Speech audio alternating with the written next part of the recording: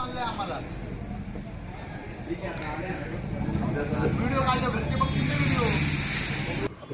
काही दिवसापूर्वीच बांगलादेशी तरुणीची माहिती लपवल्याप्रकरणी आणि तिच्यासोबत काहीतरी आर्थिक व्यवहार केल्याप्रकरणी एका महिला कॉन्स्टेबलला पुणे पोलीस आयुक्तांनी निलंबित केले.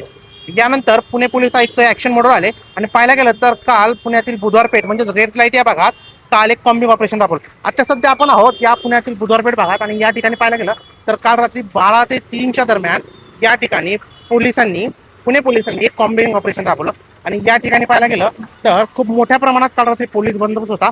हे जे ऑपरेशन आहे हे याचं राबवण्याचे मुख्य कारण आहे या ठिकाणी बांगलादेशी जे तरुणी आहेत या ठिकाणी आहेत का नाही यासाठी पोलिसांनी हे कॉम्बिंग ऑपरेशन राबवलं. पाहायला गेलं तर खूप मोठ्या प्रमाणात बांगलादेशी तरुणी या ठिकाणी पुण्यात किंवा अन्य ठिकाणी व्यवसायासाठी विकल्या जातात. या ठिकाणी खूप मोठ्या प्रमाणात आहे जो बुधवारपेठ आहे पुण्यातील आणि या ठिकाणी खूप मोठ्या प्रमाणात जो आहे तो वेश्या व्यवसाय केला जातो.